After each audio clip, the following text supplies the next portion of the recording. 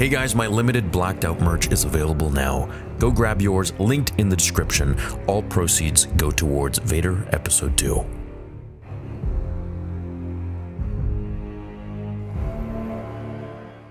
Hey guys, how's it going? Hope you're having a great day. Welcome to my Andor review, where we're going to be discussing Andor and all 12 episodes and what I thought about it. Now, if you were watching the watch parties over the course of these, I'm not going to say 12 weeks because we got 3 episodes in the first week.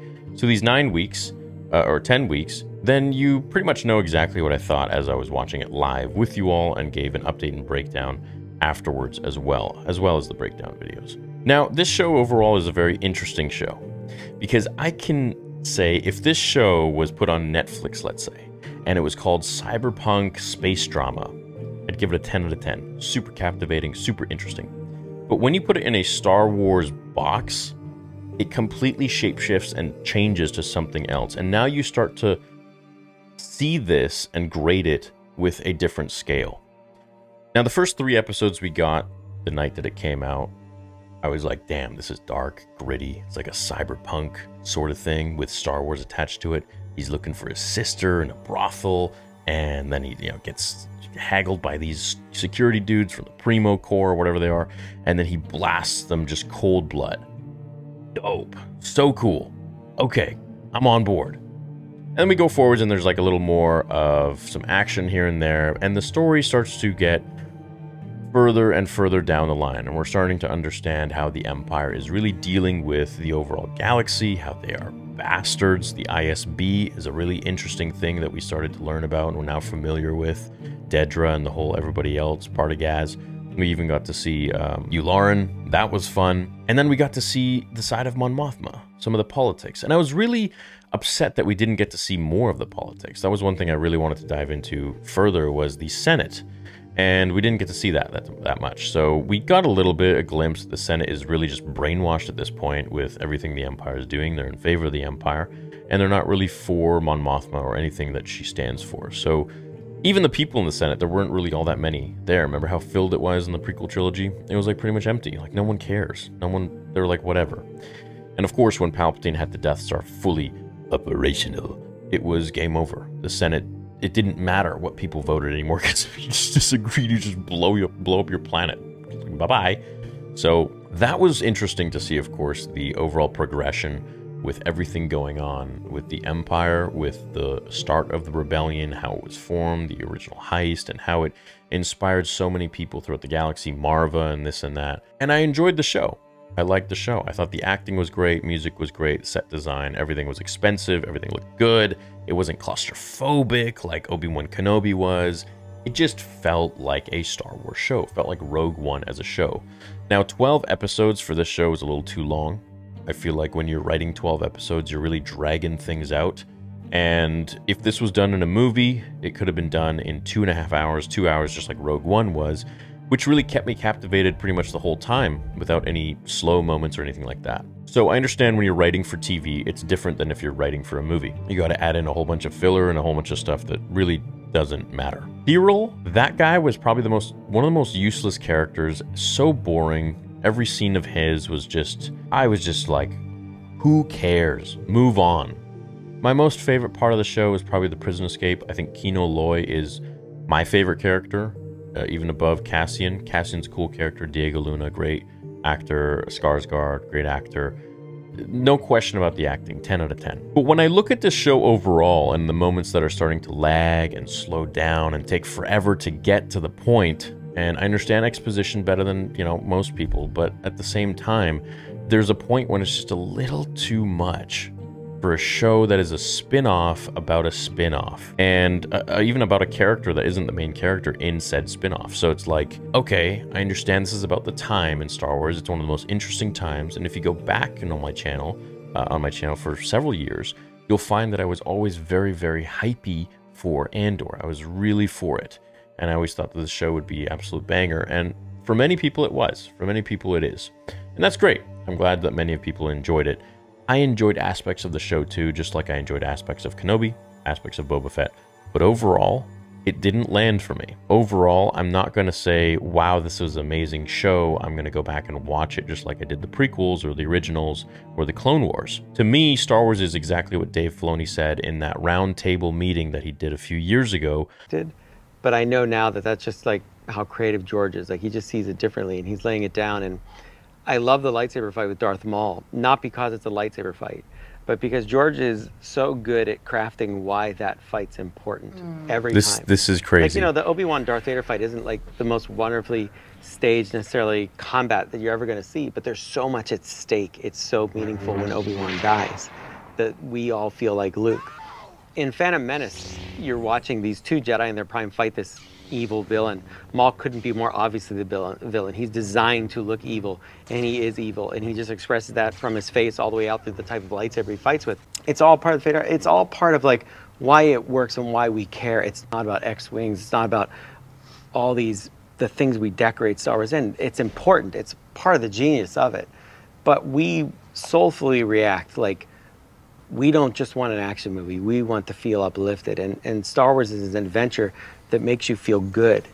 You know, it makes me feel like, wow, I want to be a part of that. So that's what I always go back to with Star Wars, is this selfless act and this family dynamic, which is so important to George, so important to the foundation of Star Wars. That's in us, and what I like about it is it is really saying there is a lot of hope out there. And this is my opinion. Characters that overcome so many obstacles, just like Luke Skywalker. I think Luke and Anakin probably have some of the best character development, I think, of many characters out there in any sort of story in today's world. Luke started out as a really whiny little boy who didn't understand anything, didn't know his future, didn't know where he belonged, and would look out to the sunset, unsure of himself and everything else that was to come in his future, what his next path would be. And George Lucas always said that was his favorite moment in his film, was when Luke was looking out in the suns, because he's like, what's my next adventure going to be? And then he turns into this sort of little less impatient, but still very impatient Jedi Padawan. And he leaves Yoda's training early because he has a vision to save his friends, and gets his butt kicked by Vader, and he wasn't ready. Comes back, Return of the Jedi, absolute master of the Force, pretty much a Jedi Knight, and of course once he faced Vader, according to Yoda, but just such a different character compared to who he was in Episode 4. And Anakin, of course, was just, you know, a good kid, turns into this monster, and then in the end, Episode 6 redeems himself, and showing that it's never too late to change. The character development is just, it's always changing up and down, and it was beautiful with both of these characters. That, to me, I think, is Star Wars. And while Cassian Andor, the Andor show, had a lot of character development for himself and some of the other characters, I found myself not really caring, to be honest, because to me, I wanted to have perhaps more of an integration of some of the characters that we know from Rogue One, which was a great film. Perhaps Orson Krennic, perhaps replace Cyril with Galen Erso and show what he's going through with his family, with everything to do with the Empire, what the Empire is making him do. I think that would have given us a pretty good understanding of everything going on with the Empire as well, and what they're doing to people to really force them into doing what they, what they need them to do against their will. So I think we'll see all of that stuff with Krennic and Tarkin and Galen and Jyn, perhaps even in Andor Season 2, which I think Andor Season 2 will be everything I was hoping Andor Season 1 would be. But for Season 1, I felt like things were slow and boring, and I wish things would have just moved on a little faster, been a little more compelling, and focused on maybe some of the other characters that we also have come to know. You know, Cyril, in my opinion, is a new character, and I'm sure he'll be in the next season as well. He probably has a thing going with Daedra now, but overall, if they had incorporated a couple more of the characters that we knew, such as Krennic, Galen, maybe even like half an episode's worth, I think that would have really intertwined and interlaced everything for me a little bit more and kept me more motivated, more intrigued to watch, instead of feeling like this show was just dragging on for the sake of dragging on to keep this 12-episode contract that they had. Now, when I look at Star Wars as a whole, there's a 25,000-year timeline plus. So I'm wondering sometimes, and when I'm taken out of the show in those moments, especially with, the guns that looked like actual guns, they weren't even blasters, and maybe that was the case on purpose, to look like these villagers didn't have the materials or the money to buy proper Republic blasters, or maybe even black market ones. They had to make them themselves out of makeshift stuff. Who knows? That could have been explained better. The bricks, again, you know, we've seen bricks in Star Wars many times, but it looked like someone had literally just slapped together some bricks and cement and lazily. And again, maybe it's just the old rustic look of the village to look like regular people have done this and not the city or not machines. So perhaps, but at the end of the day, you know, when you have screws in the security camera, I'm like, this just looks like something from Earth, right? And I didn't really like that. I didn't really enjoy that. So when I get taken out of the picture sometimes like that, I'm like, why do I care when I have the 25,000 year timeline of Star Wars, which is all the things that I had mentioned, all the things Dave Filoni has mentioned. And I've covered that in a video. I even showed a clip of what he said. You can go and watch it if you want, or just type it in YouTube. See it for yourself. Through selfless action. So George has this hopeful story, and it's something that he's reiterated most times I've seen him, you know, after we've been making things without him, is remember to make these stories hopeful. Remember to give that to kids because they really need it. And so that's just something to keep in mind. Did I bring us down? Wow. Regardless what he says or what I say, it's about what you think for yourself. So with all of that, I think, well, why didn't we get a show maybe on like the Old Republic? And I only say this because I feel like there's a Star Wars void in me. Book of Boba Fett didn't really land. It was more like Mandalorian Season 2.5 for me. Boba wasn't Boba. He was just kind of a little bitch. Obi-Wan Kenobi, wow, there were many moments. You know, these are my favorite characters. Anakin Skywalker, Darth Vader, Obi-Wan Kenobi. Favorite characters. It didn't land for me. There were many scenes that I felt just weren't true to the characters. I don't think Deborah Chow really understood the characters very well. And this whole focus on Reva really was not doing it for me at all. Her surviving, getting stabbed twice was ridiculous, a mockery. Absolute mockery. And so the frustration I have with those shows makes me want a proper, like, Force show with Jedi versus Sith, which is the kind of what Star Wars is. That's what it started out to be. Then we got Tales of the Jedi, and I'm like, seeing such a contrast between my interest in that versus my interest in Andor. And as great as Andor is with the acting and the budget and this and that and the dialogue and the script, it just didn't keep me as captivated because it's, to me, a side segment of Star Wars. It's a little cog in a much larger machine that is Star Wars. And sure, it belongs in the story. It has a story. It develops the Empire, which is one of the reasons why I thought the show would be really dope. But overall, I want more of the Jedi and Sith. I want more of those stories. And I know we'll get them. And the Acolyte is coming out. That's going to be probably cool, hopefully. But I always say this, and, you know, there are things that let us down. Overall, my review of Andor was mixed. Good show, space drama, cyberpunky, but for a Star Wars show, it was okay. When I think of Star Wars, I think of, you know, the Force. I think of family dramas. And of course, yes, Andor, Marva, this and that, family drama.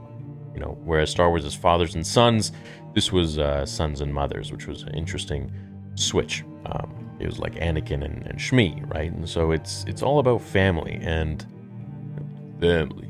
So overall, the show for me was not too interesting. It was okay. I feel like if they had incorporated some of the things that I was more interested in, then I would have been much more captivated, which I think Season 2 will probably have, and that'll be great, and I'll hopefully be much more involved and intrigued in that season. However, for this one, not something I'll go back and watch, not something I'm gonna really review highly. Apart from it looking great and acting great and all that, the story itself didn't keep me fully engaged, except for that prison sequence and scene, which I thought was great. So I would rate the show, if we were to put it on Netflix, nothing to do with Star Wars, I would say it's a 9.5, 10 out of 10. If we were to say it's for Star Wars, overall, while I was watching it with all the serial scenes and this and that, and the moments that dragged on too long, I would give it a 7 out of 10 for Star Wars. And I think I'm being nice for how slow it was in certain moments, and how really I didn't really care for the characters at all. But maybe they'll grow on me. We'll see what happens with Season 2. But overall, that's my thoughts on Andor. It's a great show. I think you'll enjoy it, but you know, bring some coffee or something like that to keep yourself awake in some scenes. Maybe we need to watch it all in one go.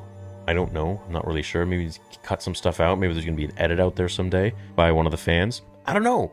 But that's my review. That's my thoughts on it. Good show, but slow and boring. And yeah, we'll see what happens in season 2.